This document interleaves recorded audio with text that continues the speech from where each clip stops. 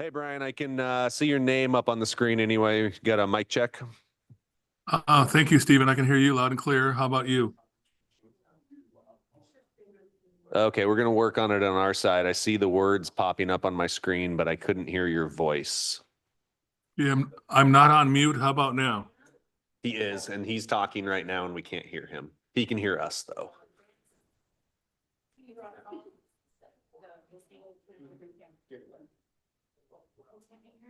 Did you change anything there, or?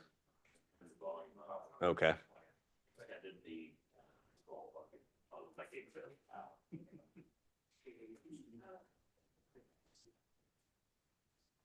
Yeah, because it appears that the program is picking him up anyway. I could see words appear.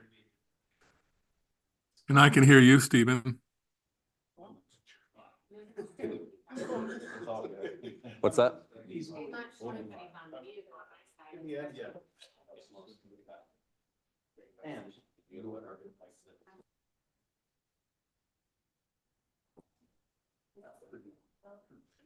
Brian, we're trying to work through the process on our side. We're not showing anything funky, but we can also can't hear you. So Okay.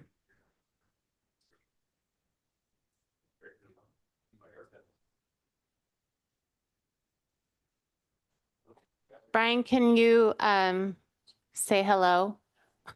Hello. Hello, hello, hello, hello.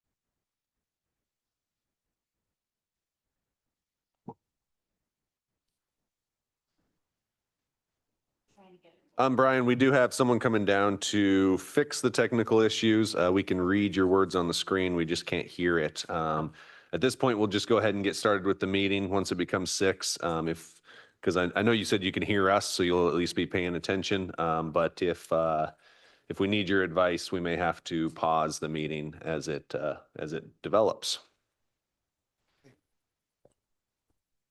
Still don't hear me, right? Now we got you. We found the right button. All right. Time for volume. Test, test, test. Hear me, hear me. Perfect. Thank you. Thank you. All right, that is 6 o'clock, so I will call to order the regularly scheduled meeting of Tuesday, April 23rd, 2024. Please join me for a flag salute. I pledge allegiance to the flag of the United States of America and to the republic for which it stands, one nation, under God, indivisible, with liberty and justice for all. The Assembly of the City and Borough of Sitka would like to respectfully acknowledge the traditional first people of Sitka. With gratitude, we proceed on Tlingit Ani. Sarah, roll call, please. Mayor Eisenbeis, Present. Mr. Mosher, Here. Mr. Pike, Here. Mr. Yestad, Here. Mr. Christensen, Here. Ms. Carlson, Here. and Mr. Celine. Here. Thank you. Any correspondence or agenda changes this evening? I do have one to notify the assembly and the public about. As you'll notice, the property tax exemption for Sheldon Jackson Child Care Center is not on the agenda tonight for a second reading.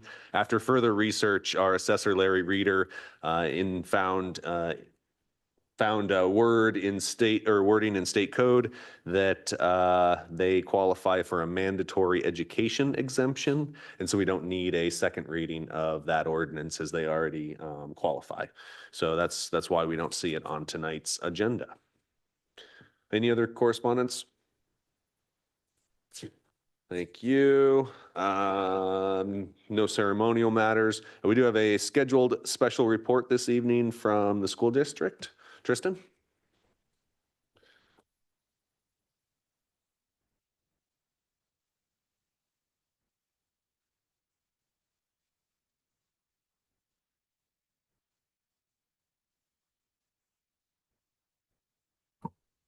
Mayor Eisenbeis, Assembly. Thank you for having me here today. My name is Tristan Gavon. I'm the president of the Sitka School Board, and I'm here to provide a monthly report and really focused on an update on our budget process, where our budget is in the process moving forward.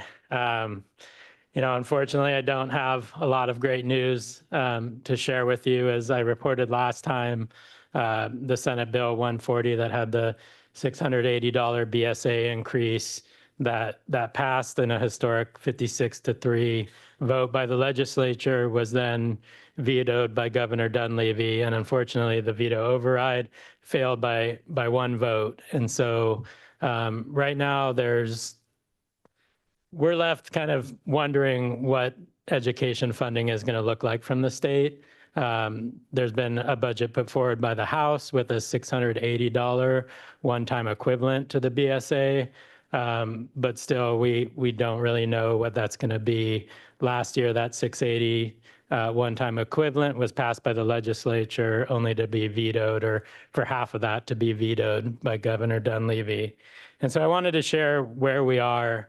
And so because our revenues are really unknown at this point, we're moving forward, assessing multiple scenarios, looking at right now, our assumption is based on a $340 one-time equivalent to the base student allocation. So that's the same that was passed, that went through last year, the same amount we received from the state last year.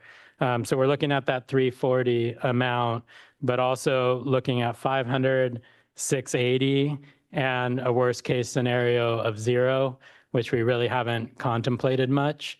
Because it would really be catastrophic to the district and the kind of education we can provide. And so even exhausting basically our full fund balance where we are in terms of the reductions we're looking at a 0, we're looking at a $3.15 million deficit. And so that's the equivalent about 33 positions being reduced. And we're looking for other ways to reduce expenses, but really at this point, the last 10 years or so, we've been cutting and cutting and cutting, and there's not much to cut other than personnel. 90% plus of our costs are personnel and facilities. An example of kind of how we've cut is that in this year's budget, we don't have a single dollar budgeted for curriculum. Right. So that tells you where schools are at when they can't even budget for basic needs like curriculum. So that 0, we're trying not to contemplate. There's good signs from Juneau that it won't end up at that 0. But even in what we're looking at the 340 assumption that we're currently budgeting off of, we're looking at about a $2.3 million deficit, again, using the full fund balance. That's the equivalent of about 22, 23 positions.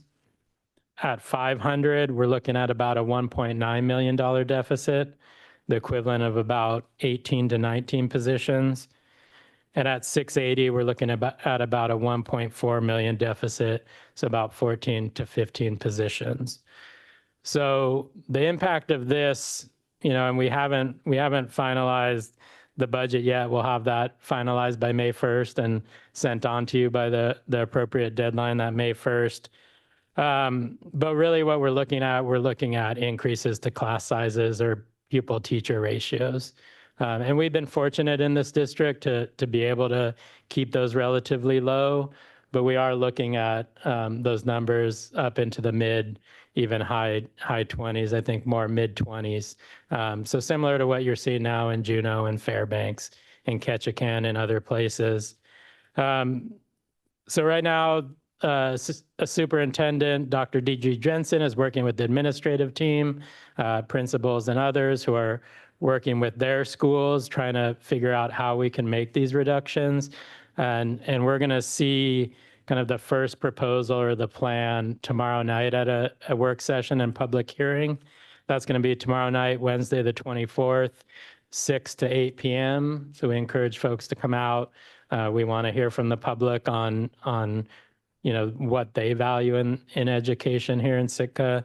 And then we'll also be having another work session this Saturday from 9 to noon at district office. And then looking towards Wednesday, May 1st to approve our budget. We'll be having our regular meeting followed by a special budget meeting to approve that budget and forward it on to you all.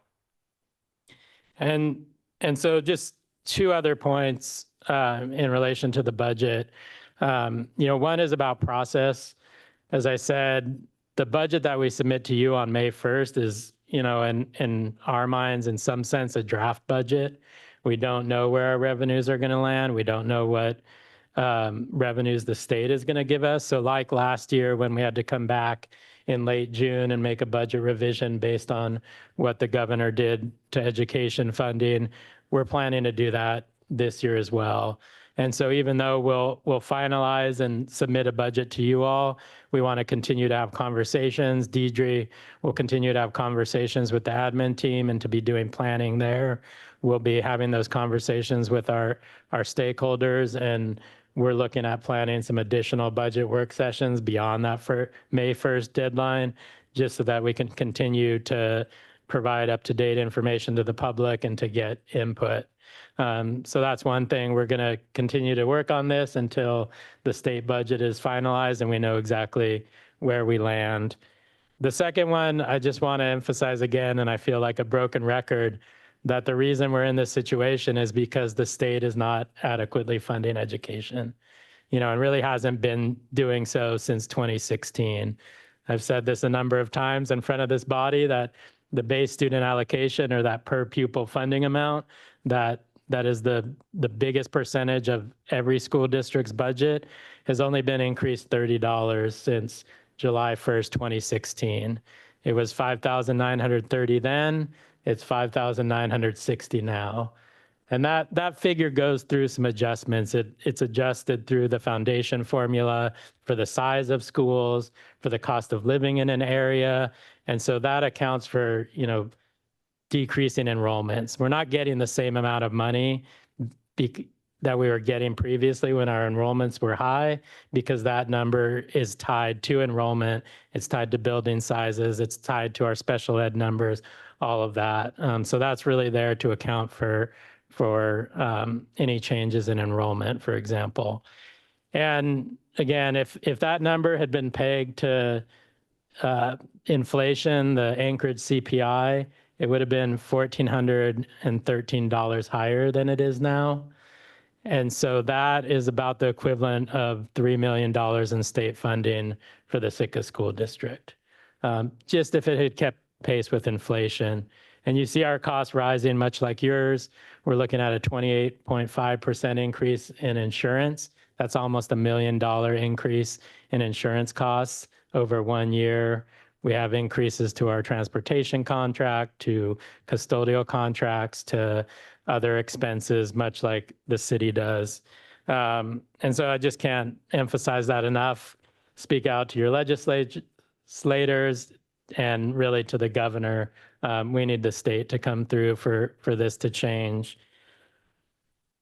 And lastly, I want to share a little bit of good news, or some of those highlights of, why the school district does what it does, why teachers do what they do, why support staff, why administrators, why we all do this, and it's about the students. And so I wanted to just recognize our two student representatives on the Sitka School Board. This year, we expanded the number of student representative seats by adding a Pacific High seat. And so I wanted to recognize the Sitka High student representative on the school board, Felix Myers, and the Pacific High student representative on the school board, Aubrey LaRue. Aubrey being the first Pacific High student representative. Felix, we all know Felix, accomplished young man, recently received the State Student Government Association's Youth Board Leader of the Year Award, has served as the student representative on our State Board of Education and Early Development, advocating for his peers, advocating for human rights, advocating for school funding, has led protests throughout the state and really elevated the voices of his peers. And Aubrey, I can't say enough about her as well. She recently completed her CNA program, dual enrollment program through UAS, completed her internship, working 12-hour shifts while also completing her high school education and helping to care for her family, and is looking at a career here at Search. And both those students have taken different paths to near graduation. And so I just wanted to recognize them for all the hard work they've done, the time they've given up to attend meetings, to attend committee meetings, to attend trainings, and just really recognize the two of them, Aubrey and Felix, as leaders amongst their peers and as leaders here in the community of Sitka, and hopefully, future leaders in our community, folks who will assume seats at this table, at the school board table, or other positions. So I think it's important we also celebrate some of the good that's happening. Thank you. Thank you. I missed the location of tomorrow night's meeting. It's going to be here at Centennial Hall. Perfect. Yep. Thank you. 6 to 8 p.m. Appreciate your update. Wish we all had better news. I know the municipality's trying as hard as we can to get you everything we can as well. So thank you for your diligent work. Yeah. Which I left out, and I very much, and the school board appreciates that, everything that you all have done, because that's what has allowed us to keep our numbers low. Is not every school board, not every school district is fortunate enough to have a city that funds to the cap and beyond. So thank you for that. Thank you. I just wanted to say thank you. I know that the school board is especially right now, a thankless job. And, you have a lot less control than we do. And I don't envy you your job right now, but thank you for being willing to do it.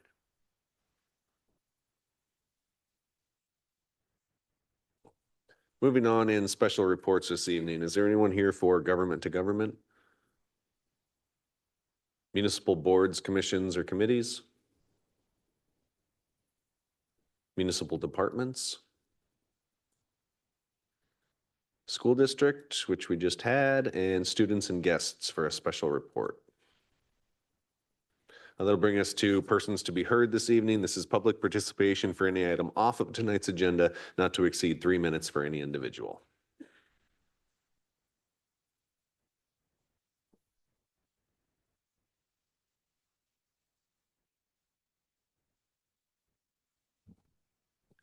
Valerie Nelson. If one person lies and a second person swears to it, does that make it truth? I realize you are all comfortable sitting in judgment of those of us that come to testify because you never have to answer anything, something that I believe is a big problem for the people that pay the taxes and fees to support your wages. So I'll answer it for myself. I don't believe it does. However, it appears that many of you on the other side of the table in front of me believe that is so. Our administrator was offered his position in late 2019 and was not able to step in until early to mid 2020. During my first meeting in his office while I was an assembly person, he voiced his concern that the highest paid city employee in the previous fiscal year was a member of the electrical department.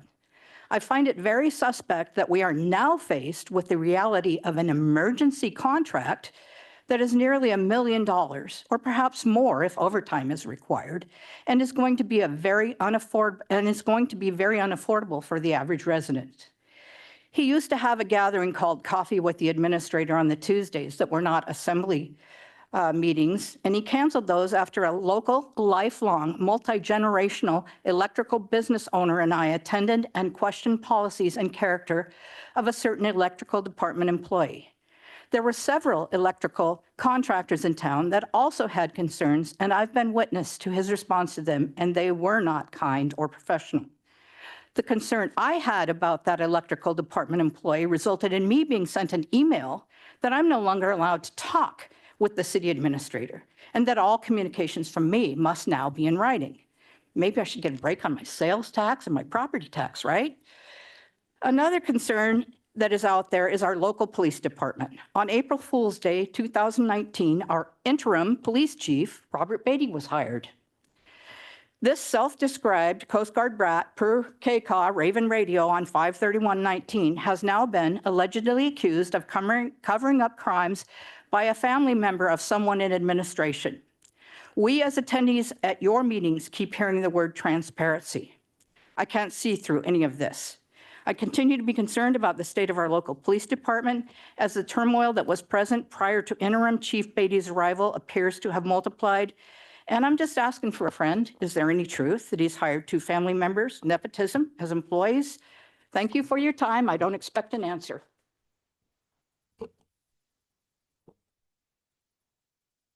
Anyone else for persons to be heard this evening?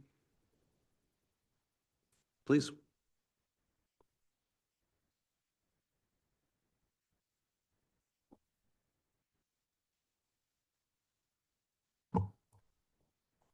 My name is Richard Ween, and tonight, normally, as usual, I would be asking 4 questions. But since I only have 180 seconds, I can only ask 1. So here's the question. Manish Tana Halala Hazeh Mikol Halelot. And this is a very important question that has been asked actually for a long time. I don't suspect maybe one person sitting on the assembly who could answer it, but it's an interesting question. The importance that we see here today is we're always talking about money.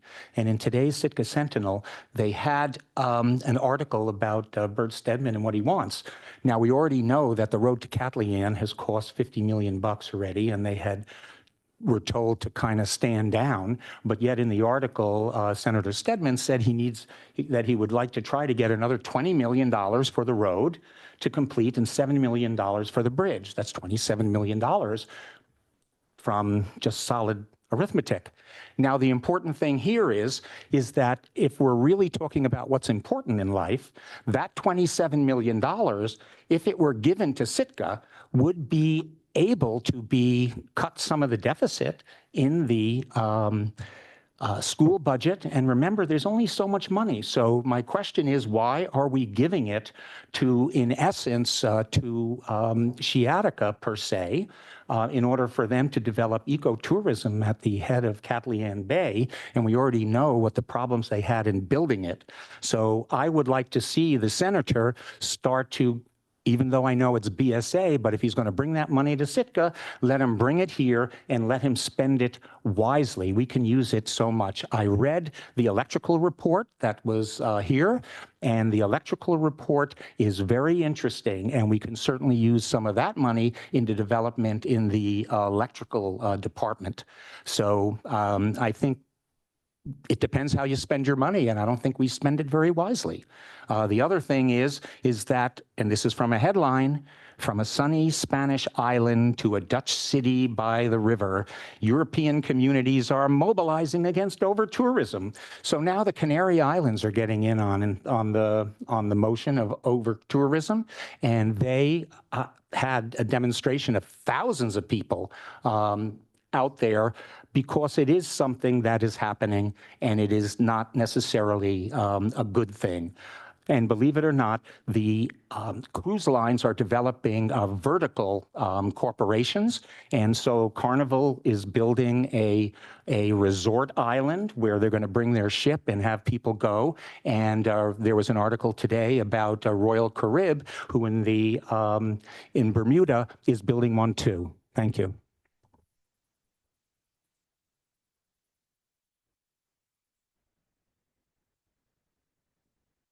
Anyone else for persons to be heard this evening? Seeing none, that'll bring us to consent agenda.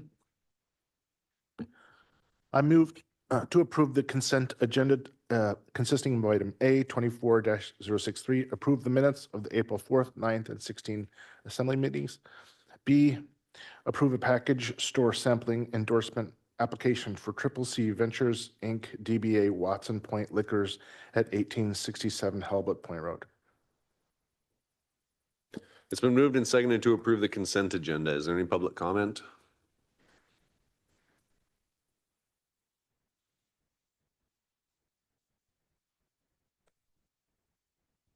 Good evening. Since this is a joint consent agenda, I'd like to speak to item B.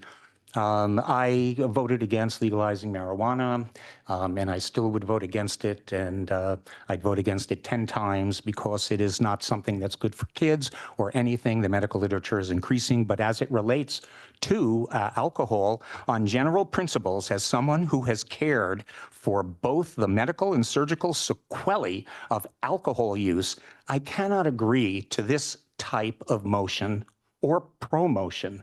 I love the people who own Watson Point, but I also feel that this is something that really should not be here in Sitka. And I hope everybody read the laws because, one, I don't see anything about the exclusions. Who would be excluded to that? Somebody walks in who you know maybe is a known alcoholic or is tipsy. Are you going to exclude them? How are you going to prove it? I mean, it's crazy. But the important thing here is that the total volume of samples to a person on a licensed premises each day that does not exceed 12 ounces of beer, mead, or cider. Well, I don't know why the mead, it's, I just think that's very ancient and wonderful. But the bottom line is that's 12 ounces, that's a bottle. 6 ounces of wine, sake, mead, or cider, that's a glass. Generally in the restaurant, they only give you 4 ounces for, $12 of something. And for distilled spirits, it's 1.5 ounces, which is a shot. So my notion is that I don't see enough detail in the state ordinances which really have any guidelines as to who gets it, and it's a day. Do you eliminate? How do you stop people from coming in every day? I do not know, but the important thing is they do this at the store and then they get in their car. I know they do that at bars and so forth, but this is a whole different thing because this will be done during the daytime. And Sitka, whether you believe it or not, I'm going to tell a secret and I'll whisper it into the mic, is that there is an alcohol problem here in Sitka. And I think that allowing this kind of thing is to really not recognize this. We talk about rehab and mental health and all this other stuff.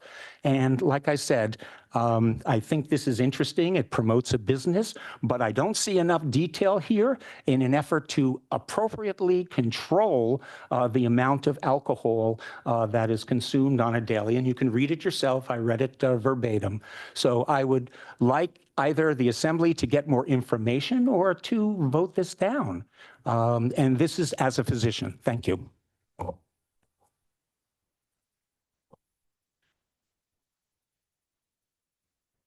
Any other public comment on the consent agenda? Sarah?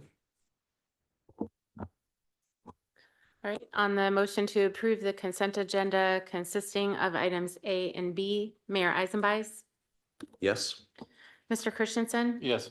Mr. Pike, Yes. Ms. Carlson, Yes. Mr. Yestad, Yes. Mr. Celine, Yes. and Mr. Mosher. Yes. Motion passes 7-0 on the consent agenda. Thank you. That'll bring us to board, commission, and committee appointments. I move to reappoint Catherine Prusson to a 3-year term on the Parks and Recreation Committee. Second. It's been moved and seconded to reappoint Catherine Prussian to a 3-year term on Parks and Rec. Is there any public comment?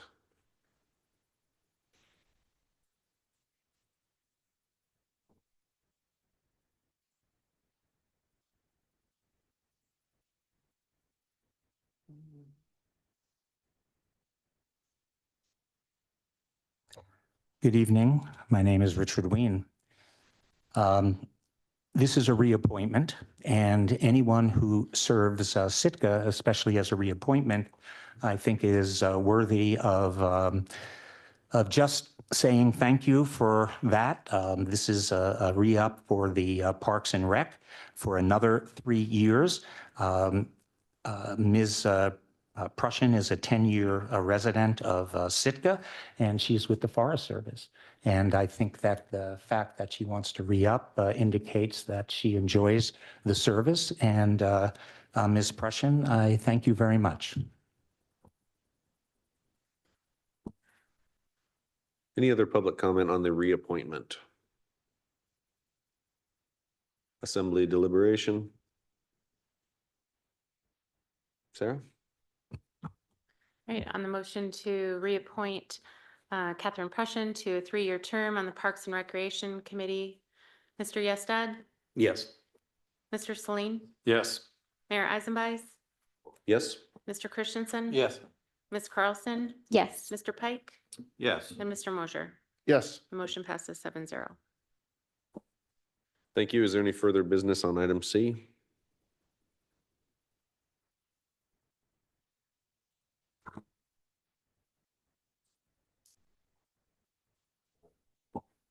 The question was, didn't we just vote? There is another potential appointment if the assembly wishes to take that up.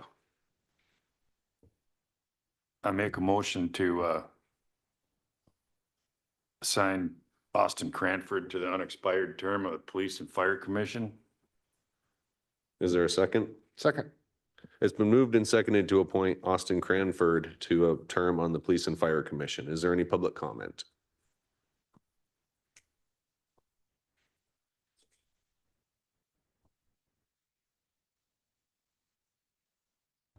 Good evening. My name is Richard Ween.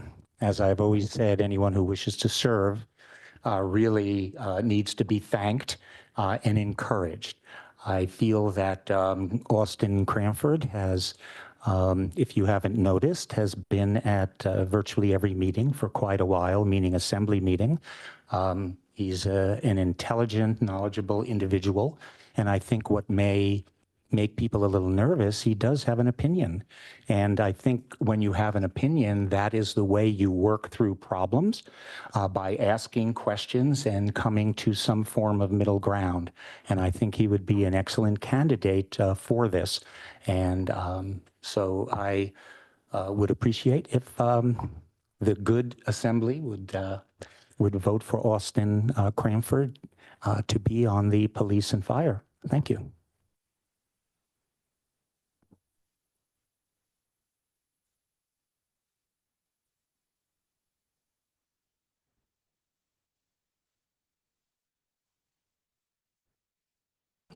Valerie Nelson, for the record. I would hope that your dislike of certain individuals would prevent you from being adverse to submitting or putting somebody onto a commission that has a voice and speaks out. And because of you're there to represent all of us, not just the administration, as I've said before. I don't agree with some people's opinions a lot, and you don't agree with mine. But I certainly hope that your dislike for people doesn't prevent them from being on boards or commissions. I know that I applied for the school board many times, and because I am so darned outspoken, I was turned down. I'm not the right, I'm not conservative enough, or I'm too not liberal enough, and I'm too conservative and whatnot. So if somebody comes and says things that you disagree with, it doesn't give us any less credence. And I think that he would be an asset because we do have problems in our police department, whether you're ready to admit it or not. Thank you.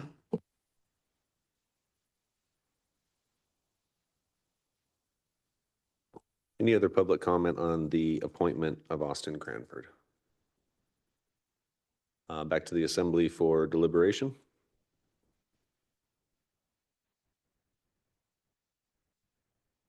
Kevin? Thank you, Mr. Mayor. I'm going to vote no on this. I am all for people serving. I think it's a wonderful thing. But I don't think he's a good fit for that. We do need differing opinions, and I think we should always welcome that. But some people, I'll just be honest. Wasn't sure if I was going to say this, but Mr. Cranford has come up time and time again, and it's great that he's speaking his mind, but I believe he has an axe to grind against the police department, and I don't think that's a good mindset to go in. I think we need to go in with an open mind. Thank you. I'm voting for him just for that reason. JJ? I'd like to read the duties of a police and fire commissioner. This is section 2.45.090. A police and fire commissioner shall advise the assembly concerning police and fire department matters, make recommendations concerning public safety, and undertake such duties as the assembly may assign. Aid in public relation efforts of the department. Make, through the administrator, such periodic and special reports as requested by the assembly. Advise the administrator assembly on such other matters as may be requested, such as hold hearings or act as screening committee for applicants of chief and other departments. Through the comments that the applicant has made in the past, I don't think duty B, aid in the public relations effort of each department, is something in alignment with his mission for joining this body. So I don't see that these duties are something that he could fulfill, so I will be voting against.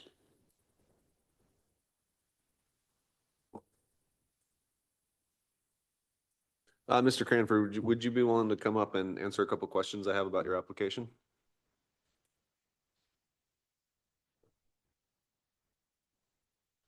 Appreciate that. Thank you for being here today and putting in the application. First question I have, in this role, you would be working with staff to include the police chief and the fire chief. How do you work with municipal staff, and how do you view that role? I don't have an issue with any municipal staff. I have issues with some of the policy that the city has taken, but the municipal staff themselves are only doing the jobs that the city or the administration has laid down before them. I've never had any personal issues with any of the city staff to my knowledge. Okay, that's a really important one to me because I have voted against people who have put in applications when I don't feel that they are able to work with city staff in a harmonious way. Now, I'm not saying you have to agree with city staff, but I'm not saying that city staff can be belittled and put down in their position either. So I have voted against people in the past for that. I've always been curious. You state prior military experience. Can you talk about what your MOS was and years of service? Yes, I did one term in the United States Army. I was a 25 uniform signal specialist. We dealt with basically anything that plugged into a wall, but radios, satellites, and other communications was our specialty. I worked with everybody from the military, police, to the aviation branches and the logistical branches of the military during my time in service. Okay, thank you. That kind of helps me draw a more complete picture here.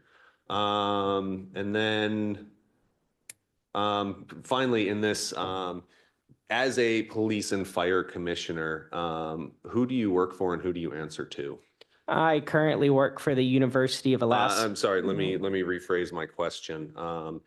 In your role as a police and fire commissioner, not in your personal life, who gives you your marching orders and who do you answer to? Oh, well, in that case, we would answer to the assembly. All boards and commissions answer directly to the assembly, is my understanding.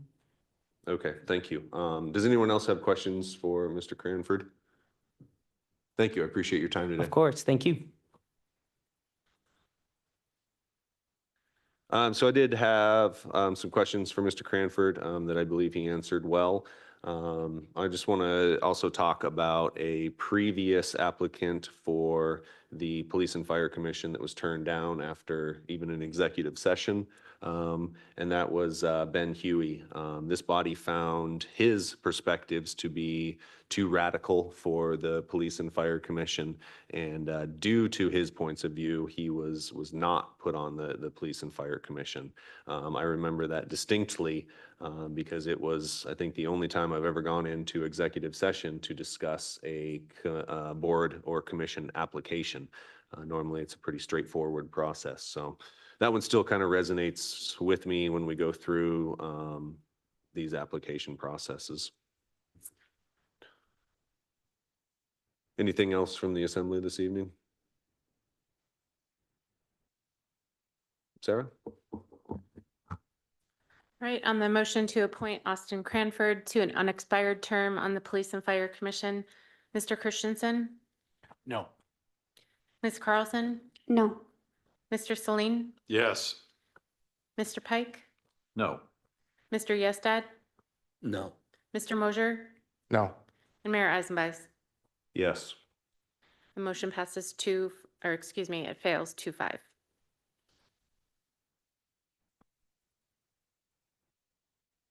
That'll bring us this evening to unfinished business. Item D, please. Go ahead. I move to approve ordinance D, amending, D 24-072, amending Title IV Revenue and Finance of the Sitka General Code by updating Chapter 4.85 Driver Facility Charge. Second. It's been moved and seconded to approve ordinance 24-07S. Is there any public comment?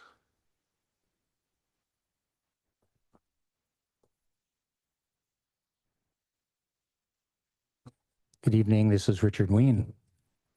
I'd like to just remind everybody that an assembly member last time correctly stated that this increase of 4% would make the total amount of tax 24%.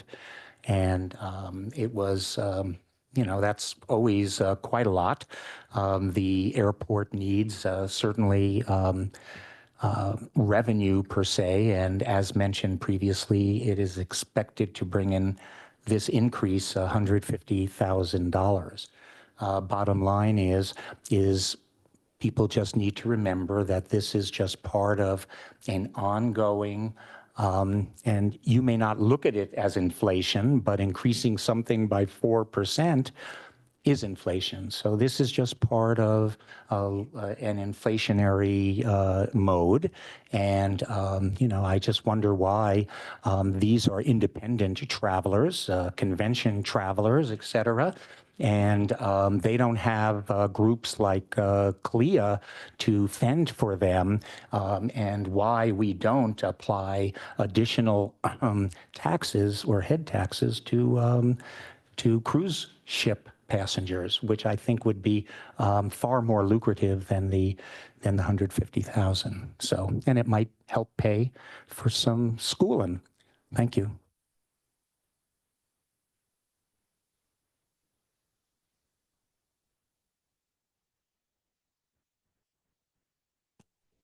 I'm against any new increases. You think this is just going to affect visitors? Well, I have a lot of family that comes to town, and my little 4-door Subaru doesn't hold them all. And when I have to rent a car, then I have to pay the fees too.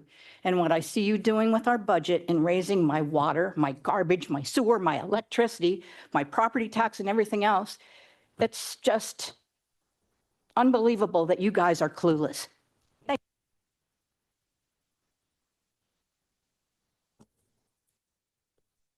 Any other public comment on 24-07.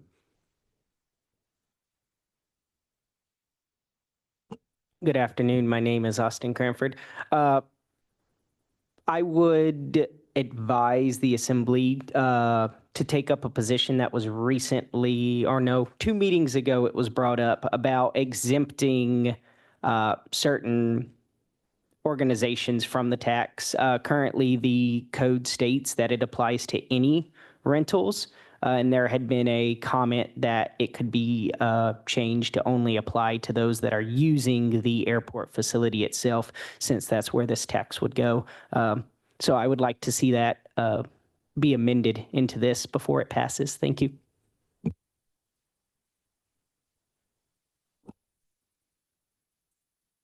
Anyone else on 24-07? Back to the assembly for deliberation. I know everyone had a pretty robust conversation about this while I was gone.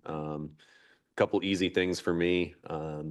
I think 8% facility charge is well within the norms. I've seen some at 13%. I've seen also miscellaneous fees at others. I've rented a car in Kansas City, Missouri, and I ended up paying for their football stadium there. I think it was like a 50-cent per rental car charge. So I don't think that these are unusual. I think that these are the norm.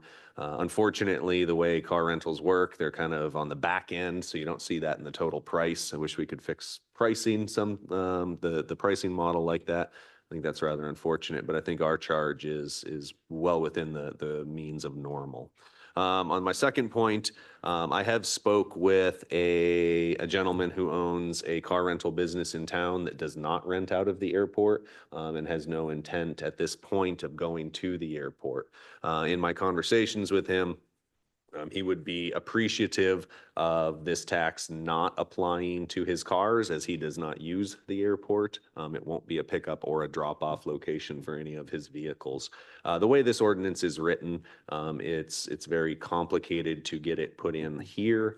But if the assembly and I think I'm just kind of preempting this because I'll bring this forward later. If you look at 4.85-050, there is an exemption part in this code. And I think it's much more clean to bring that back at a later point with another exemption for those cars that don't utilize the facility. I think that is reasonable for those who use the airport to pay for the airport, and those who are not utilizing the airport to not pay for it. So I can't promise expedience on that one, but I'll be looking for a co-sponsor and trying to bring that forward.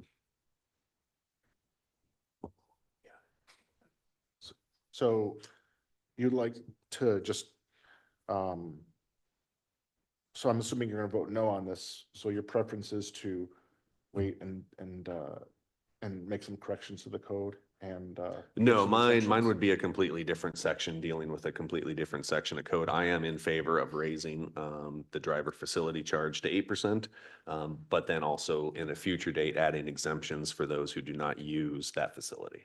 Okay, that makes sense. I do think it's cleaner to do it that way. John? Thanks, Mayor. I've also been out every time this one has been discussed so far. And I think a bit of useful information is that throughout our negotiations with the state on what the master lease is going to look like at the airport when they developed the FAA required concessions. So we have, I think it's 5, 8, and 12% for certain goods and services, food, and then alcoholic items. They had also expressed a desire to add a concession for rental cars at the airport. In those discussions, that's when I informed them that we already have a code in place that that charges that. So leaning on our code was in lieu of the state including that in the master lease for the airport. That's why you don't see that in that lease. However, they did inform me that our rental car concession fee, or the driver facility charge, is much lower here than they typically see at the other airports that they charge those concessions. And this was an attempt to get that more in alignment with what we see at other airport facilities. And like I said, to not include it in the lease that exists, and it stays under the control of our local code.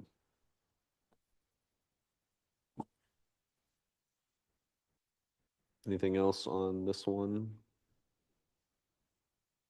JJ? I've been spending, quite a bit of time over the last year considering kind of tourism in this town and our visitation. And we have a group of day visitors and we have a group of multi-day visitors. Our multi-day visitors primarily come through the airport. And since they're moving around town for multiple days, they're most likely to rent a car. They're getting hit by this. And then we tax them again on their lodging. And this is the group that we say we prefer, seemingly, in this town. Citizens, I hear it quite a bit.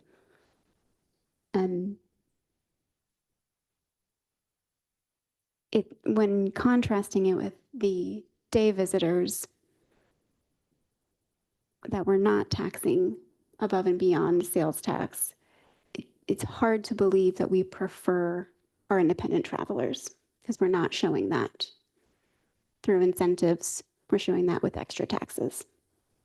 And that's hard for me to vote yes on increasing these extra charges here when we say we prefer independent travelers.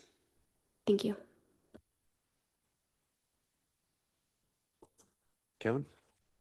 Thank you, Steve. Mr. Mayor, thank you everyone for speaking. There's some good points and good ideas all around. I'm going to vote yes for this for the simple reason that we need it. We need to pay for the airport. Costs have risen. I know sometimes it's hard because you say, well, man, I wish it would be like it used to be. I would like that too. I really wish very much, but there's a lot more federal regulations and rules that we have to pay for, and those cost money. So I think this is an attempt to get a little extra revenue, but as John has mentioned, this is much lower than other airports. And I understand that I heard him say that he wanted to try to bring this more in line with other airports. And another point of view would be, well, we don't want to be like everybody else. That's true. I don't want to be like everybody else. But we're simply trying to regain some of the costs and get to pay for these things. And I personally, I could be wrong on this one. I have no idea. But I don't think that 4% is going to be something that makes or breaks a person's visit here. I think people love coming here. And I just don't think that's going to change anything. But I agree with the points that have been brought up. I think they're very good and valid points. It's just, this is just how I see it. So I'll be voting yes. Thank you. Tor? Yeah, the fact of the matter is when the state, I'm trying to come up with a polite way of saying, forced us into the lease and we had no, I mean, there's other much less polite words that I in my mind about what that lease, and we had, they held the money from the FAA and everything out over our heads on that. We knew this was going to happen. I mean, it was part of the packet that we're talking about that we had to, because if we could have gotten a lease more similar to our older one, we might not have had to, but now we have to, because and we had, we were essentially blackmailed into that. So it isn't nice, but Stephen brings up a good point. This is not at all. I think in Seattle you have to pay for some of the football stadium there too. And I don't think it's going to make or break anything, especially if I'm more than happy to co-sponsor the exemption for the in-town place. And I don't think anybody coming in town will be surprised. I mean, I know when I rent a car, when I travel, at least in the United States, there's always this huge add-on. So we have no choice on this, really, because with that lease, we have to pay for the airport. So. Chris? Yeah, basically Excuse me, kind of Chris. just echoing almost the same thing as we have to pay for the airport lease, and if we can't do it off of fees and whatever concessions and everything, it's gonna come out of the general fund. And so I guess I would like to see the airport try to pay for itself. And if this is the way it has to happen, then so be it. I'm not exactly happy about it either, but I know I definitely support your exemptions. So, yeah, I'll vote for this.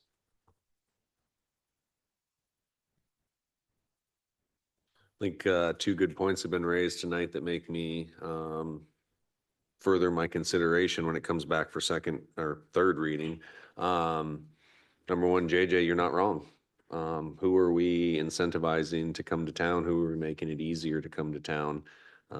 So I think that point weighs on me.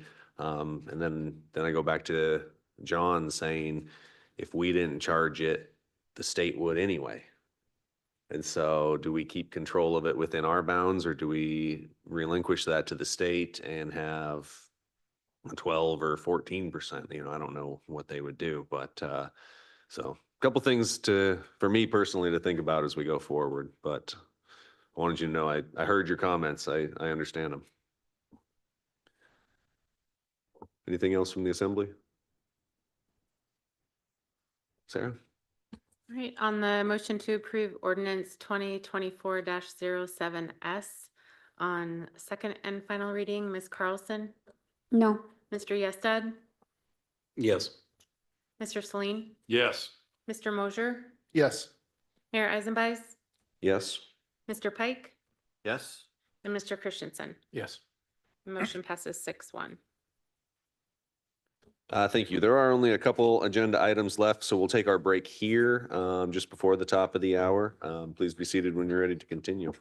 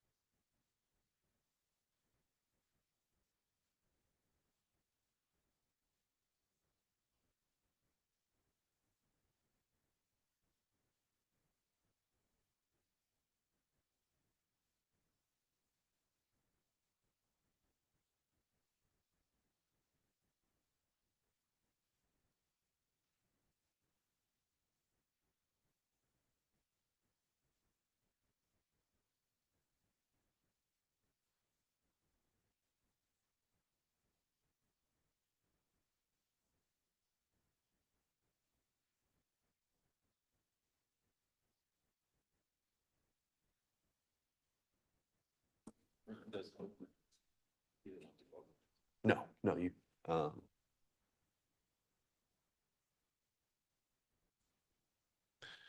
thank you, Assembly. Mr. Christensen did have something come up that he had to excuse himself for. So you'll notice his seat empty. However, we still have a quorum, so we're able to continue on with tonight's business. That'll bring us to item E, please.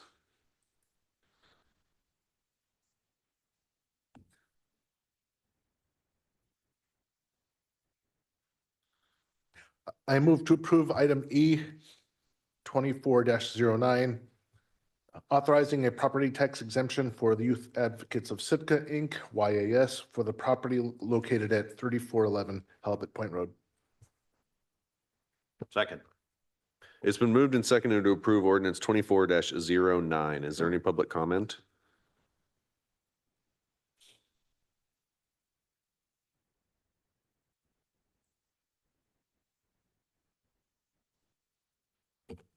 Valerie Nelson for the record, and it should be no surprise to you that Dolores Farrell and myself filed an administrative appeal.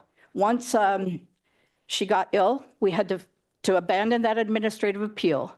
If you look back at your minutes, you people overturned a planning and zoning decision to deny the permit because you were pretty much blackballed, as our previous assembly member said, by whoever else, because Heather and YAS said they were going to sue you for violating this and that and the other.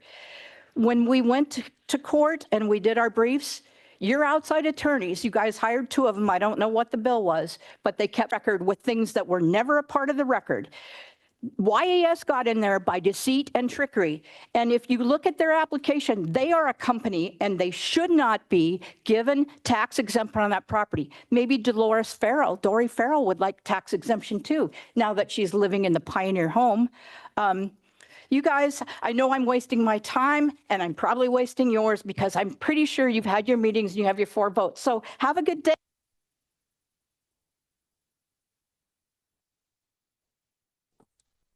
Any other public comment on ordinance 24-09?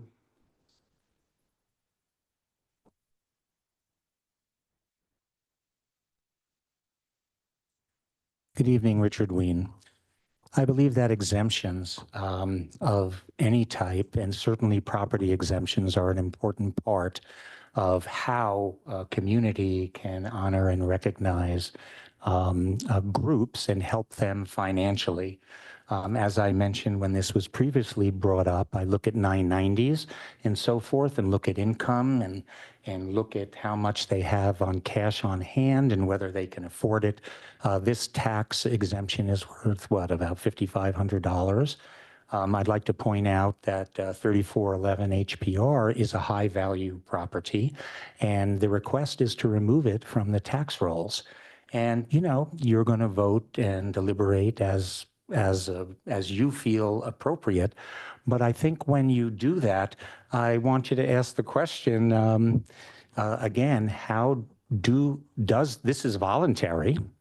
How does an organization earn their money, and do they have adequate resources there to afford this? Bottom line is they do. And the other thing is that in order to make a decision, I know that I personally would like to know how many other voluntary exemptions are in this city, and what is the value of these voluntary exemptions, and to kind of understand what the cost to the city is. Those are voluntary exemptions. What I would also like to see in making a decision is what is the value of all exempt property? Because I think that is important, especially to know, since our school, for example, our school taxes are based on, guess what? Property taxes. And when you move lots of things out, that becomes, you know, a potential issue. And I think you have to be very careful in doing all of these exemptions per se, especially as it relates to property tax, since this is voluntary. So thank you very much. I know you will give it your best due consideration but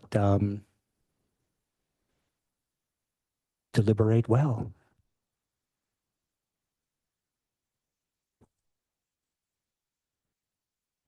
Is there any other public comment on 24-09?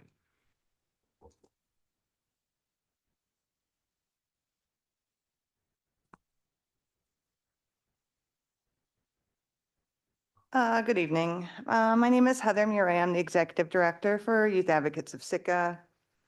I just want to reiterate that Youth Advocates of Sitka is a federally qualified nonprofit organization, community-based. We provide community-based services for youth and adolescents in our community. We provide mental health counseling and other rehabilitative services.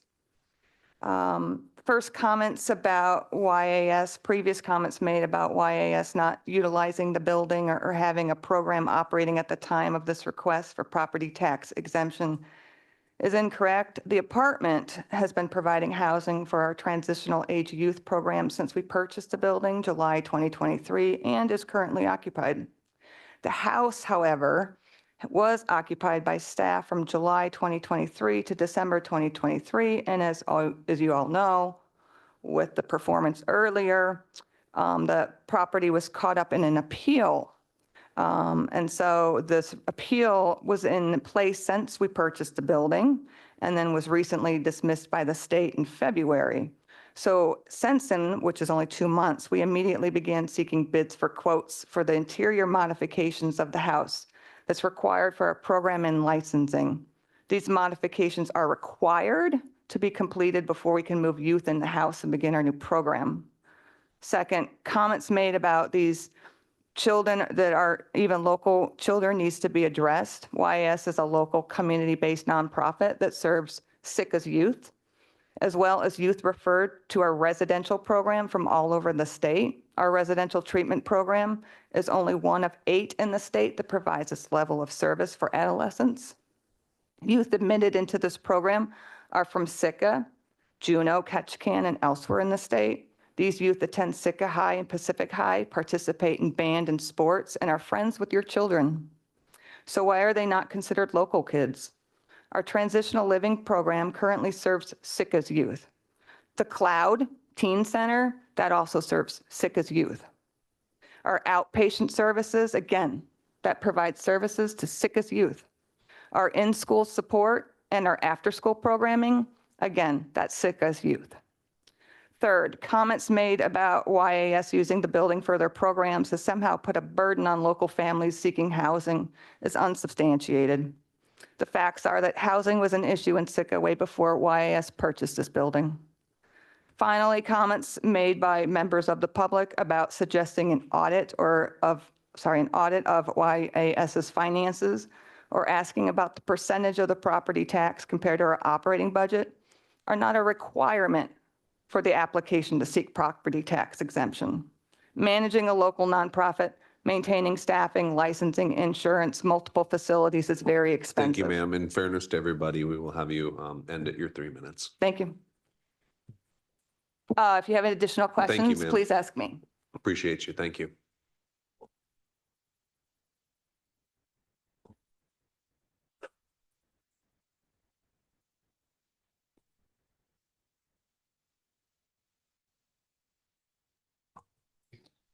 Keith Brady, I am on the Youth Advocates of Sitka board, and I do ask you to approve this tax exemption for that property. Thank you.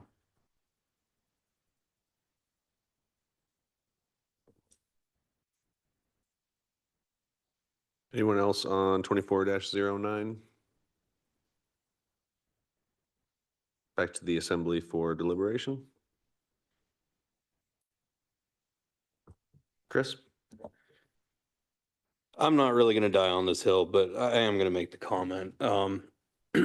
We had an organization here not too terribly long ago that gave us their business plan, told us the way they would operate, and we made choices on those assumptions. And a short time later, things changed. And we took a lot of heat for it. I don't think that that is going to happen here. But as of right now, we don't know that this facility will be operated as planned. I just heard something that the house was used for staff. Okay, well, that wasn't the original plan. It's not intended to be staff housing. It's not intended to be office space. It is intended for services to be performed there for youth. And I have concerns that it may not be used for its intent. And I don't necessarily think that that will happen. I do believe that it is their intent to operate as advertised. But until then, I can't support this. I would like to use this tax exemption as a performance incentive. Once they become operational and start performing the way that they have said that they will, then I am more than happy to approve it. But until then, I just can't get behind it when it's not operating as advertised. For me, there's a couple things on this one. And I think they're two distinctly and separate parts, but they play into our application tonight. Number one, it's been talked about for many years, and I think this assembly needs to finally hit the hurdle, but we've talked about reviewing optional exemptions for quite some time and perhaps looking at fixing it. I think this is a reminder that optional exemptions should probably be reviewed. If there's no changes, then we'll continue as is. But I really think there needs to be some sort of check-in mechanism and then mandatory sunsets and renewals on these to ensure that a property is being continued in use with the intent of the optional exemption. So that's one side of the fact. The other side of the fact is that I agree with the assessor's findings that this property meets all of the code requirements that are currently in place. So to me, I have no choice after the application comes in and meets all the findings, but to approve this. So while I may not agree with the process that's in place now, to me, that's what is there. That is the process that we have to follow. And therefore, as I agree with the findings that the assessor laid in front of us, I have to vote for this. So we'll maybe take a look at exemptions here in the future. It'd be quite a task. I think that's why it hasn't been handled before, but it's a thought that's out there. Mayor, this is Brian Hanson. Yes, please. Can I comment? I hate to correct you, but you don't have to approve this exemption. The assembly, that's why it's brought to the assembly, because it's optional. The code provides that these things, although all the criteria have been met for the application to come forward, you still have to follow the code and determine whether or not you want to apply the exemption. If you could just read I have the code section right in front of me, but it provides a couple sentences that says what what your decision-making parameters are in ultimately making this decision. So you're not just a rubber stamp for the assessor's evaluation, you are a decision maker. Thank you. I appreciate that, Brian. That does clarify my position a little bit more, and I will restate my position to be more in lines with what the attorney has said. In my opinion, when we have a process in code that meets the requirements, I feel as if I'm going to follow code at that instance. So I understand Mr. Hanson correcting me and telling me that I still have the authority and the ability to optionally approve this. I think when a body has met what we've laid out in code, I feel that I'm going to go along those lines. So thank you, Brian. I appreciate that. Tim? Would it make us all feel a little better if we did it for a set period of time, like if we did it for a year and say, come back and see us again and try, we'll say yes to this one, but next year we'll come back and, you reapply and we'll see whether we go, not make this a permanent exemption at this time. I'd be in favor of something like that. My thought is, I think the mayor brings up some really valid points. Even though we're not, our lawyer, Brian, is telling us that we're not required to say yes. Given that there's no other guidelines, there's no guidelines in the code as to why we would say no.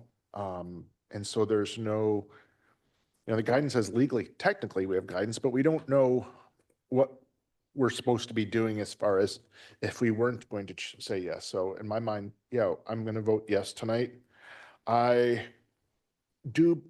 would not be in favor of an amendment to sunset this only because I think the mayor brings up a good point that we have to have some sort of comprehensive look at the code in total, and we need to come up with a plan, probably a code change, probably a policy change with a little more fine-tuned guidance, and that would need a public process, probably a discussion direction item, maybe a town hall. I don't know if we would need a town hall for that, but there needs to be an overall big picture look at how we want to change. Because I agree that there needs to be change, but I don't know exactly what it is, and that needs to be figured out. So the reason why I would not be in favor of a, like today, to put in a 1 year, because then the argument can be made, well, you just approved this or you just approved that, you didn't put a 1 year. So if there's going to be that kind of thing, I think it should be made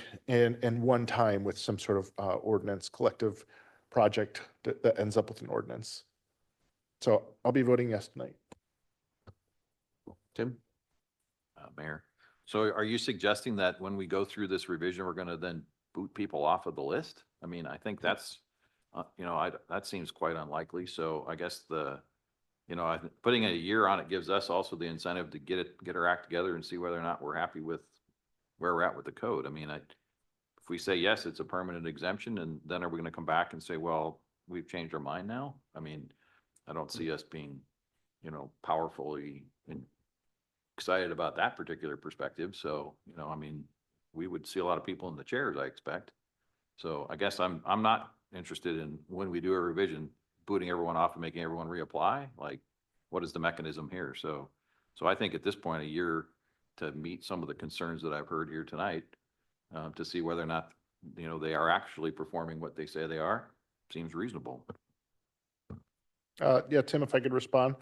I'm not suggesting we do anything specific right now. What I'm saying is, I don't know what those changes are going to be. It's a big project, probably why it hasn't been taken up yet. It's a big project fraught with lots of political pressures.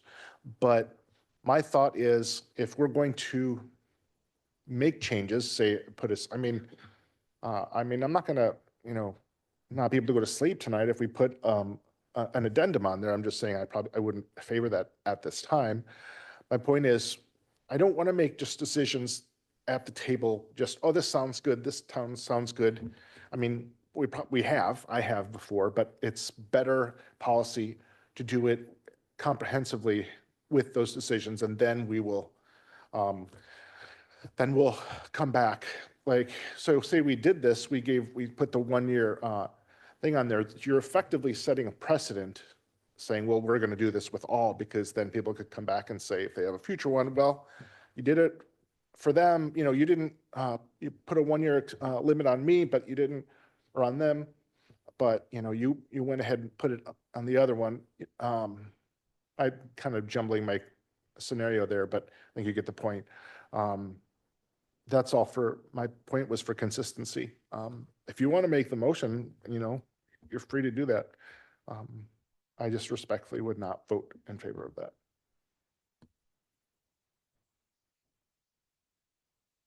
I move to approve this or I move to amend the motion for a 1 year term.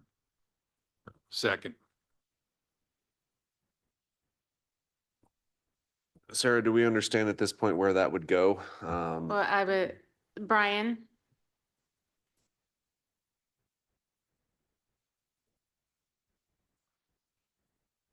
I guess my question, I just want to make sure that that's allowed. Yeah, I was looking at the code while you were talking about this. I don't see any reason why you couldn't just make it a one year. I mean, these things can be reviewed as under the discretion of the assembly, so it's kind of like an early review, let's review it next year, I guess. Thank you, Brian. And then would that go under enactment or would that go under effective date? Well, To bring it forward for review after 1 year. it'd be kind of like a 1-year sunset is what it would be, and that's usually found in the effective date, in my recollection. Right, Sarah? That's correct. And then I assume this would require another reading. That's correct. Okay, thank you. I think I understand the amendment now. So a 1-year sunset would be placed in lines 49 and 50 that would sunset it after 1 year. Mayor? Is there? I Yes. actually just thought of something, and unfortunately Larry isn't here tonight. When we were processing these applications, he said that he needed to have definitive answers on these by May 1st. So I don't know, another reading wouldn't be until May 14th. Just, Thank you for that follow-on I could try getting a information. hold of him by phone if you would like. I think we'll have some assembly discussion after public comment and we'll see where we might want to go with that. Is there any public comment on adding a sunset date to this property tax exemption?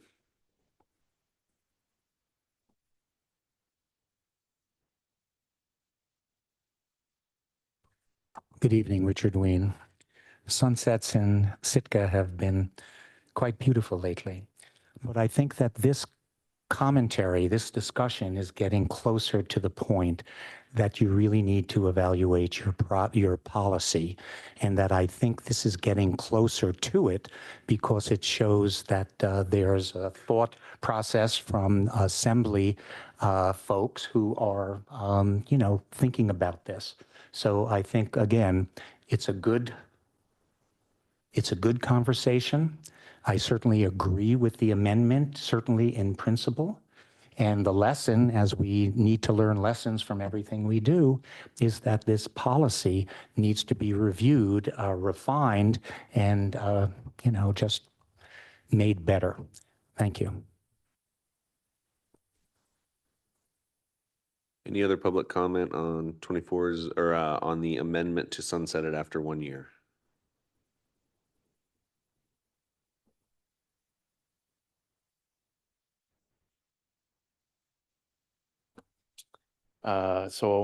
Keith Brady. I do agree with Dr. Ween on this, that I think that policy, if you're looking at this, should be reviewed. But I think for now, since this is, I would say, setting precedent for an option for review, I think the option should be there, but it should be in code that that's an option, not just setting the precedent here. And so, youth advocates properties, they have a couple of them are already exempt.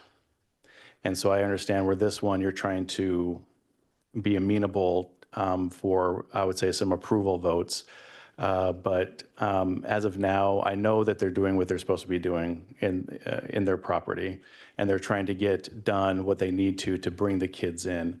And so I guess I would ask for a no on this amendment, and then a yes going back to the original ordinance. Thank you.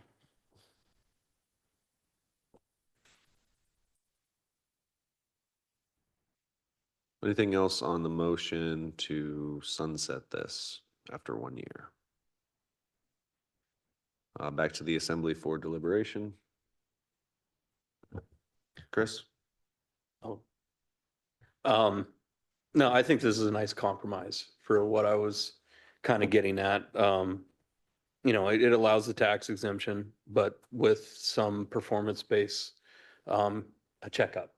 And I guess that's all I've been asking for is I don't want to see a property come off our tax rolls, which ends up hurting our school district equation for how much we can fund them, and having it not be used for the proposed reasons. So, yeah, this is something I can definitely get behind. I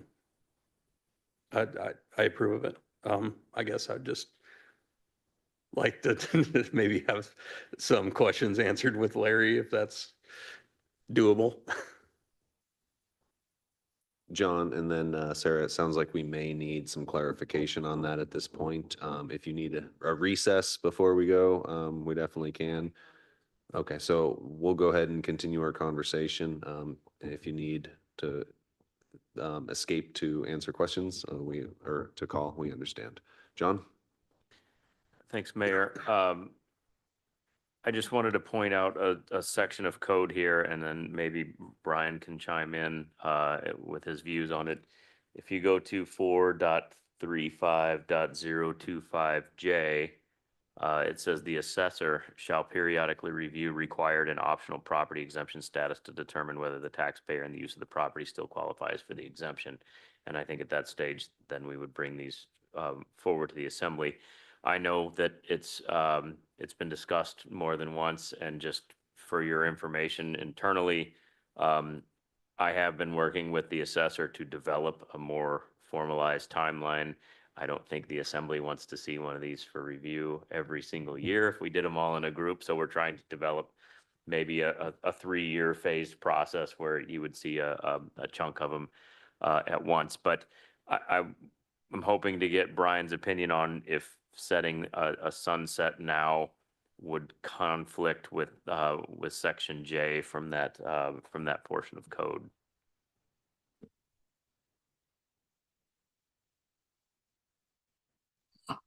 I don't think it does conflict with it, John. I think, you know, the problem we have with that language, it's so broad about, you know, what does periodic mean? And we've had this internal discussion before, but I think between you and I, John, and I know I've had it with the assessor about this, about, you know, when does periodic, how often we have to do. My understanding is there's been in my tenure, there's been there's been no review of any of these optional exemptions.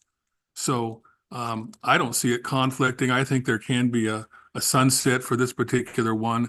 That doesn't mean that the assessor can't, again, periodically bring these things in front of the assembly, these optional exemptions. It's just the assembly if they voted in a sunset, would have decided when they were going to review it again. So that's where I stand. Thanks. Thank you. Thanks, Brian. I appreciate that. Tim? Thank you, Mayor. Yeah, I think that Brian sums it up pretty well. I think the assessor can always take a look at these things, but you know, I have never heard of any of these coming up in front of the assembly in the years that I can remember listening in. So, you know, I don't think there's anything wrong with a sunset.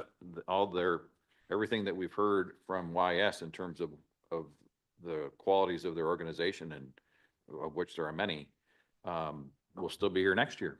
So, and this property will come back, and, you know, at that point in time, we can decide to put it on the rolls and leave it on there. I just want to take a look at it. I agree. Right now, it's not in function. I understand there were some reasons why that project didn't advance. But at this time, you know, if they run into another roadblock or something, then, you know, maybe we'll have a different conversation. So, and next year about this particular property, I don't think this has, in my mind, anything to do with YES as an organization. It just has to do with this particular property. And you know, and if this is the beginning of the process where we start making sure that we look at these things effectively, then, you know, maybe from now on we say we're going to sunset them all in 3 years' time or something. So that it kind of forces the hand of everybody to take a look at these things going forward, if that's where we'd like to go. I think that's a fairly clunky solution, but because I think that requires a lot more work to keep track of it. So that's why I think advancing this particular one at this time meets this property's concerns that people have, including myself. And you know, if people want to view it as a precedent, that's one thing, but you know, the assembly isn't under any obligation to continue that process. So.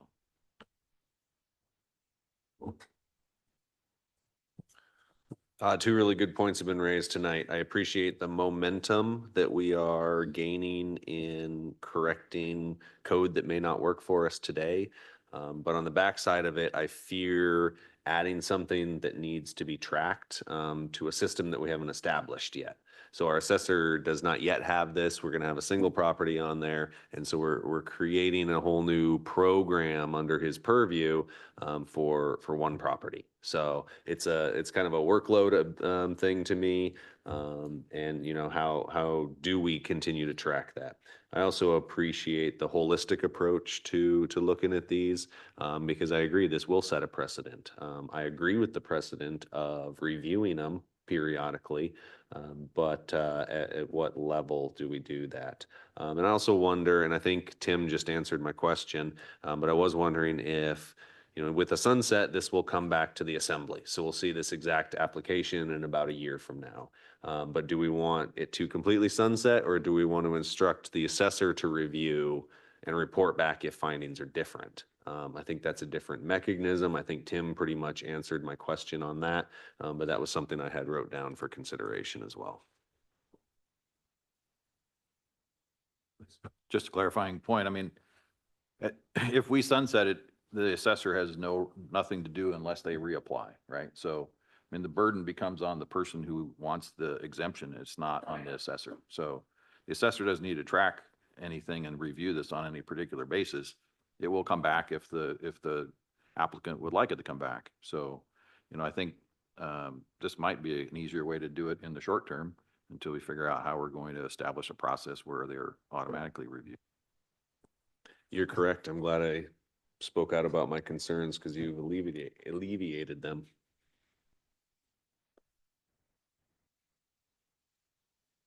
Anything,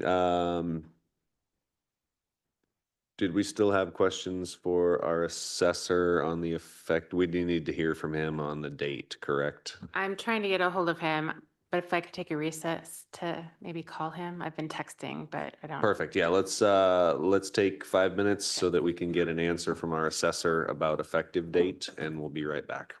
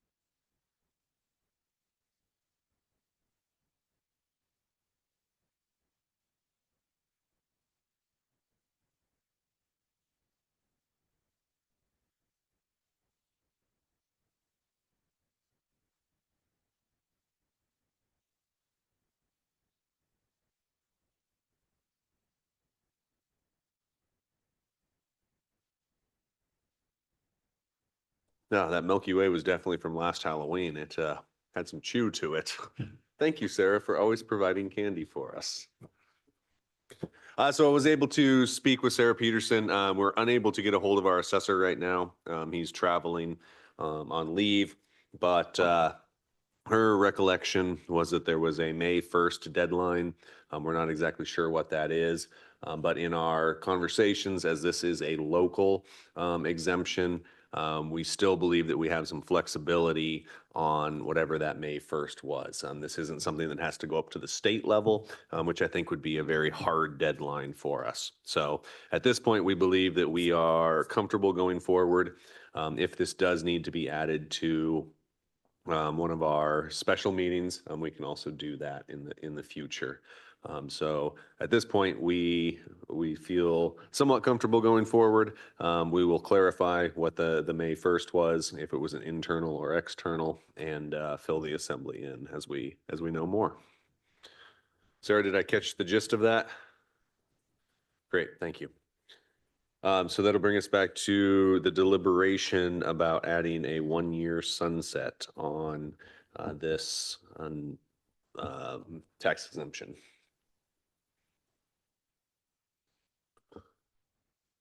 Sarah, on the amendment?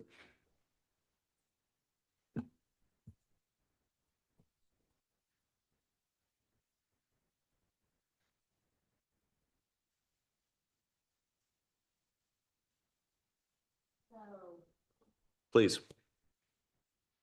Another staff member said that it's likely that it's to certify the role. I guess we'll just proceed, I think. Thank you.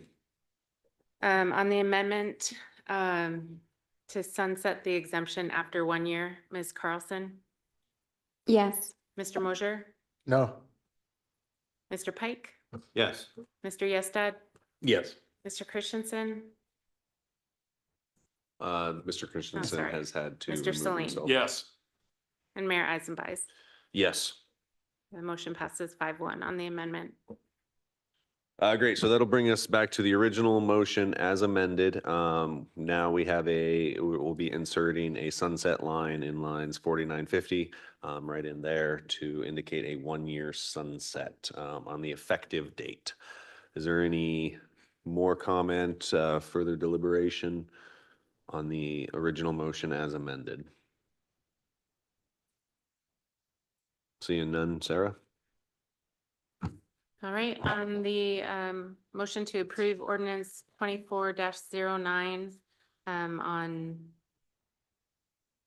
second reading as amended, it'll come back to an additional reading either at the May 2nd budget meeting or the May 14th regular meeting. Mr. Pike, Yes. Mr. Mosier, Yes. Mayor Eisenbais, Yes. Mr. Celine. Yes. Ms. Carlson, Yes. Mr. Christensen. Sorry, Mr. Yestad. Yes. The motion passes 6-0. Thank you. New business, item F, please. I move to authorize the municipal administrator to apply to the Energy Efficiency and Conservation Block Grant to support recycling and municipal fleet electrification. Second. It's been moved and seconded. John, I understand we have some staff here to introduce this. Correct. Bree's gonna come up. And Mike.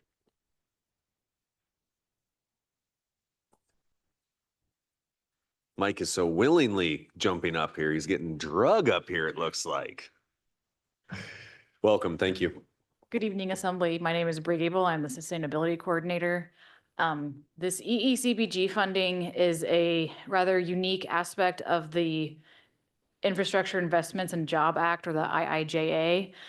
Basically, every community based on population, or top 10 communities in each state based on population, was allocated a set amount of money that could be used to do a variety of things. And what I have done is I have spent quite a bit of time going through what the DOE has deemed eligible for these activities, for these funds to actually use, and did my best to align them with current needs of the city and try and really make it fit within that budget because that really did streamline things. And so I presented a short list of options to the Sustainability Commission at their April meeting for a recommendation based on what staff had suggested that this money be used for, or could be used for, I should say. And they suggested that about $65K of that goes towards helping our recycling program, which has recently been scrutinized by Mike Stenberg and had some positive changes around some commingling options. And we're hoping that with this $65K that we can actually do better at diverting these materials from the waste stream that do end up going to the landfill. And that is because it does cost about half as much to recycle as it does to actually ship waste all the way to that landfill. So we're hoping to use these containers to make it more convenient for people, hopefully help actually increase the amount that gets put into the containers. And then in support of the decarbonization resolution passed in 2022, if I remember correctly. Yes, in 2022, $10,300 of that would be used for EV chargers for the municipal fleet, which would cover about the installation of 2 level 2 chargers. So based on those numbers, that is what I have been able to calculate would be able to be covered by each of those amounts. So thank you. I appreciate the introduction. If we have further questions, we'll be sure to call you up. Is there any public comment on this municipal energy efficiency block grant?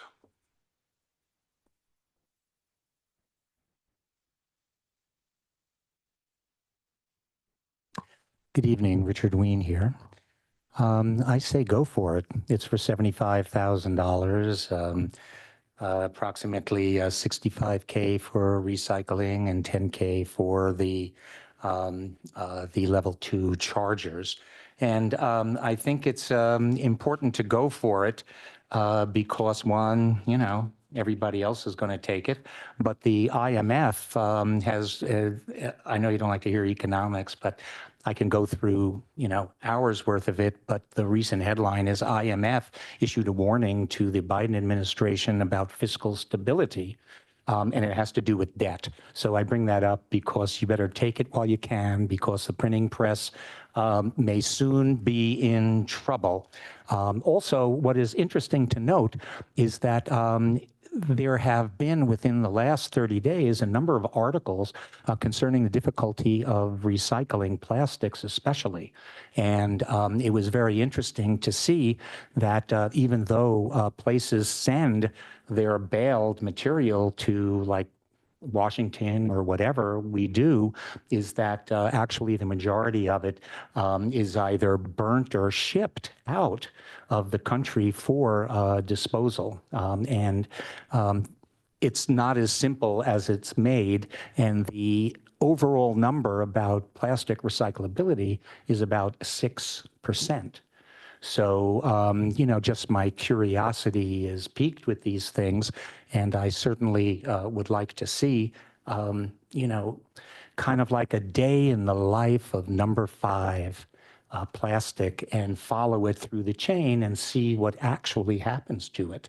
I think we could have a child's book on that, 1, 2, and 5, and figure out what's going on. But if they're going to print the money and give it away, I say take it. The party is going to be over a little sooner, maybe, than you think. Thank you.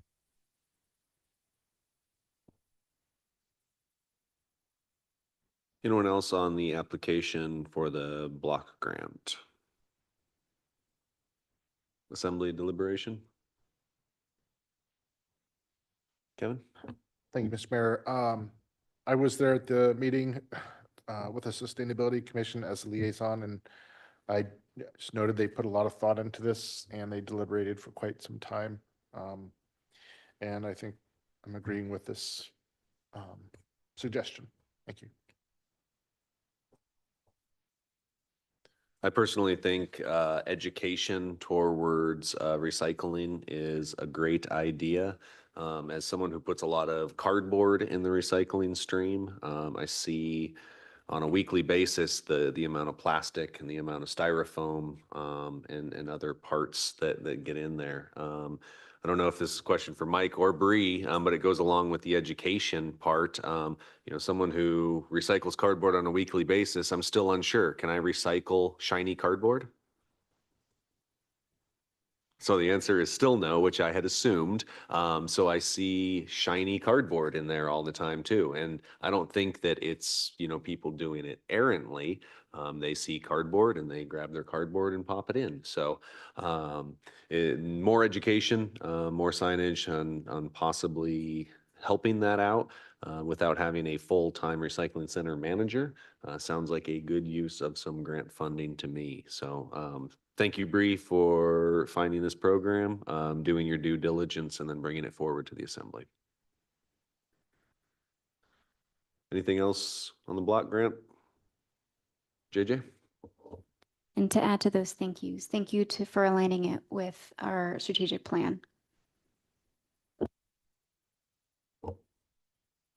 Sarah? All right, on the motion to apply for the block grant, Mayor Eisenbeis, Yes. Mr. Yestad, Yes. Mr. Mosher, Yes. Mr. Celine, Yes. Ms. Carlson, Yes. and Mr. Pike. Yes. Motion passes 6-0. Thank you. That'll bring us to persons to be heard. This is public participation for any item on or off tonight's agenda, not to exceed 3 minutes for any individual.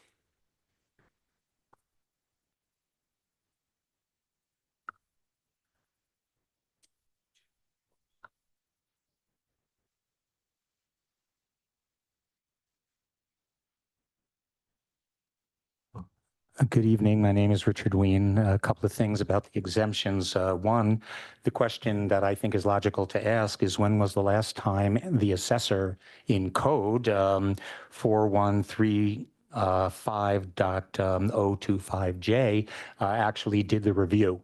When was the last time that happened? I certainly have been coming to the meetings for many, many years, and I don't recall a single time. Generally, the assembly has dealt with these. If they're nonprofit, they need to get their exemption, and that is exactly what it was. There was no thought process, which means that it's important to bring this back for policy. Again, a reminder that this is a voluntary thing. The assembly has full discretion, and this has been discussed at other assembly meetings in the recent past. But what is also important is the assembly doesn't know the full extent of the tax exemptions and what's going on here. And I think that the assembly has the power to say, hey, what are the exemptions? As I mentioned during the thing, what is the full exemptive value and what is the voluntary exemptive value? This is how you make decisions. Being a good guy is wonderful, but believe it or not, you're running a business. So hang in there and do it. One thing I have to say is that the electric department quarterly report was great. I presume it was the interim person who put this together. I'm sorry, begins with an S. I'm a loss for his name, but it was absolutely great and very informative. And I really believe that hopefully everybody here sitting at the table has read it, because those 27 millions on Catley Road should come to the school district and to the electric department. I'll just read a couple of highlights. There's a shortage of professional labor in electrical labor in the industry. However, this department is significantly understaffed, with more than 30% of our personnel are at or very near planned retirements. And I won't go through, all the distribution and transmission is vacant, utility director is vacant, generation system manager is vacant. They merged two positions in office manager. Dean Oberson officially resigned, and he was the project manager for the Green Lake. And it just goes on and on and on about the needs, about the deferred maintenance, about how everything is 40 years old. I wish I were 40 again, but it's just talking about electrical things which are there to fail, and everybody needs to read it, and it needs to be public presentation. Thank you.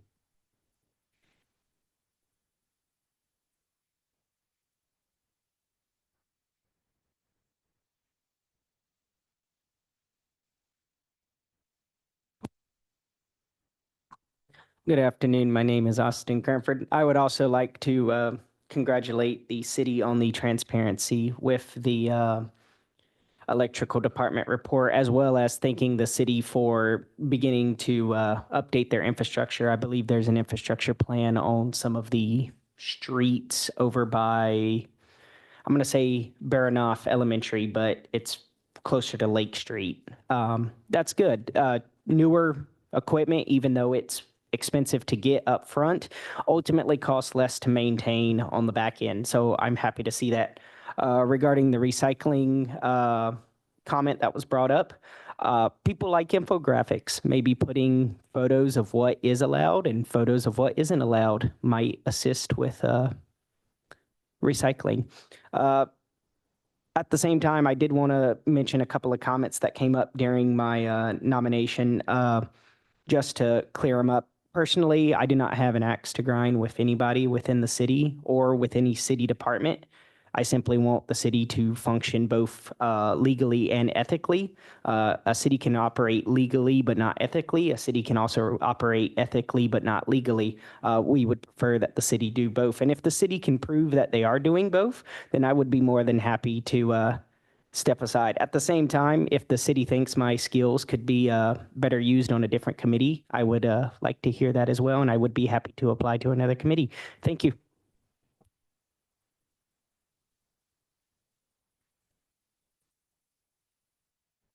Yeah, Scott?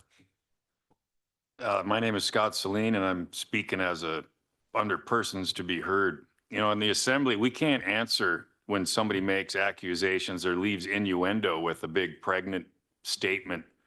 And the Catlean Road, not saying that it was routed the right way, but that's the reason why we have a permanent fund in this state. And the extinguishing claims to First Nation land, that enabled the Prudhoe Bay fossil fuel project to become enacted. And it really surprises me how many people don't know the history of our state just since 1971.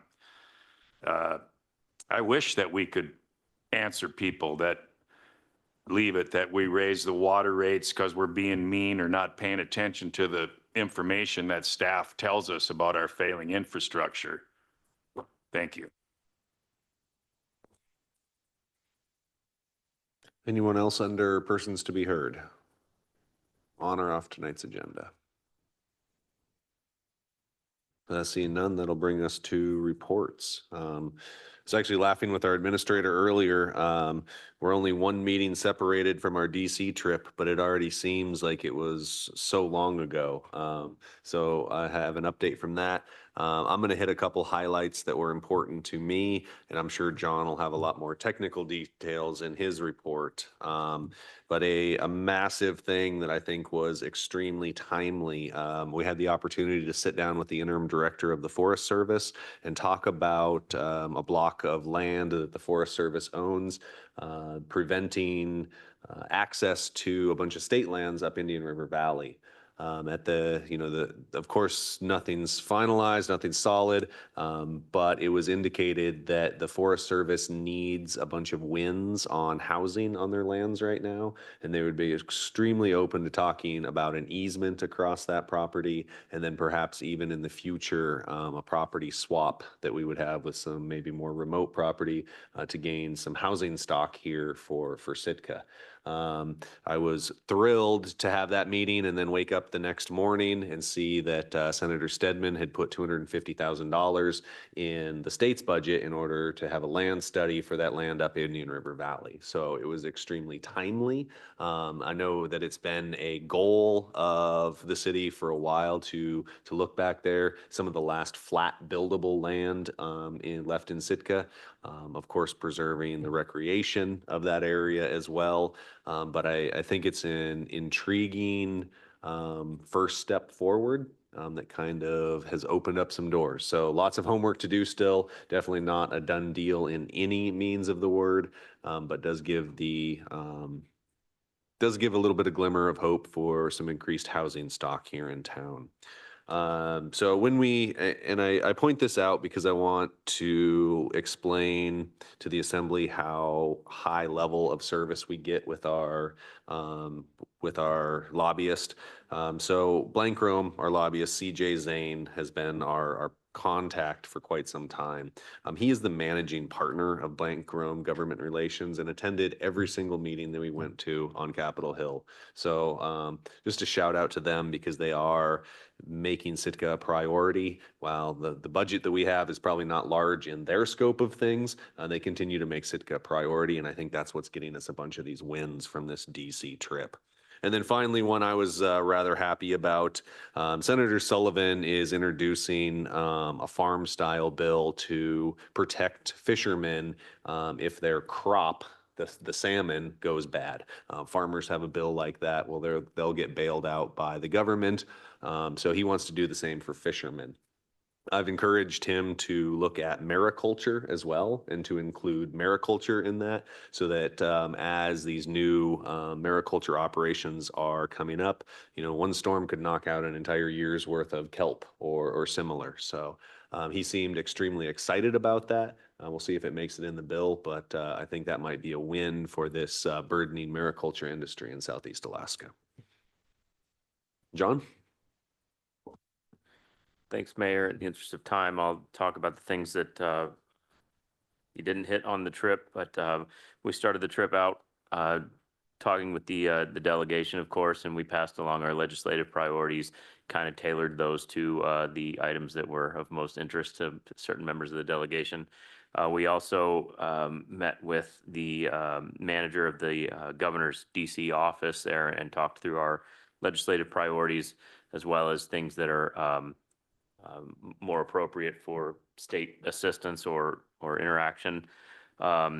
We met with MARAD DOT about the RAISE grant that we've secured on the Marine Services Center.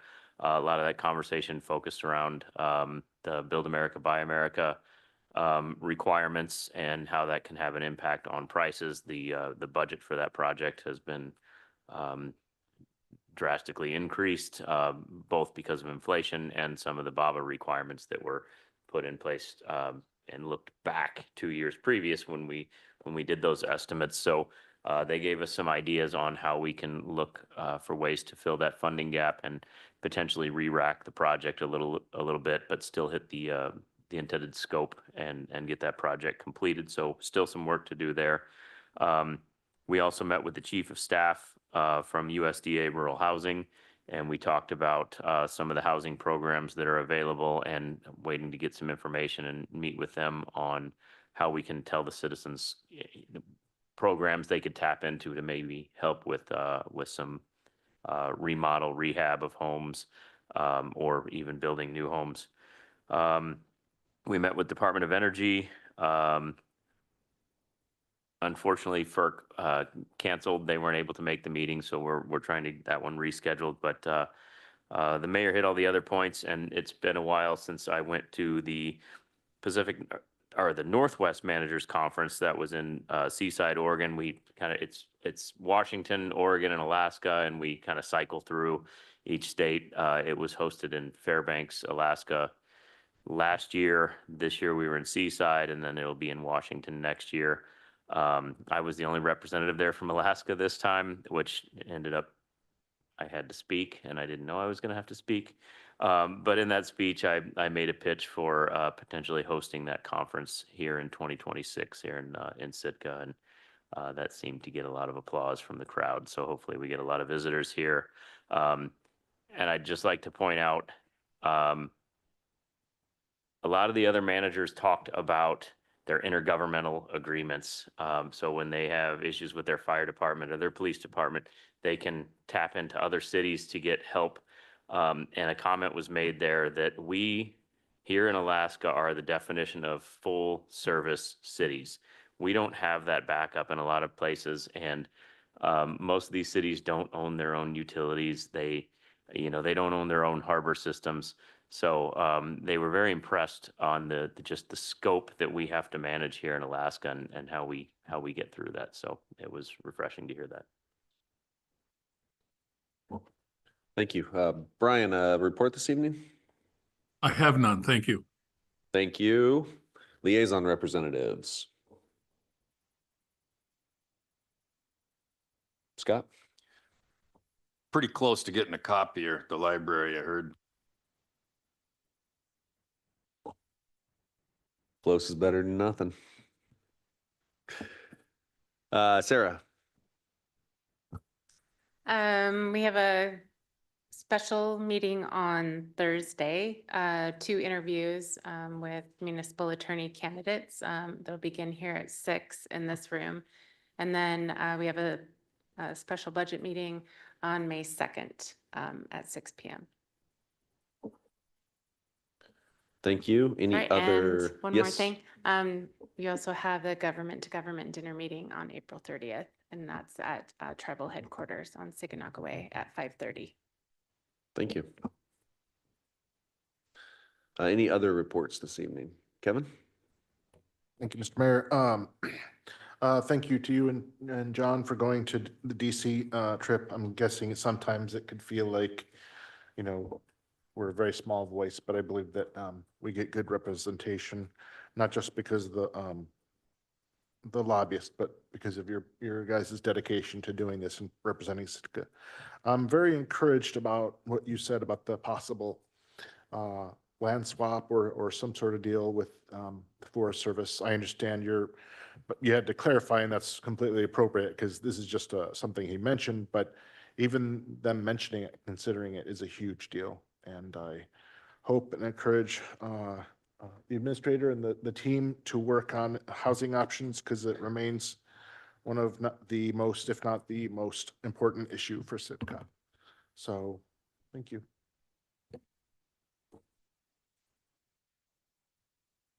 Any further other reports? Seeing none, that would bring us to adjournment. Motion to adjourn? Second. All those in favor say aye. Aye. Any opposed? Thank you, Assembly. We are adjourned.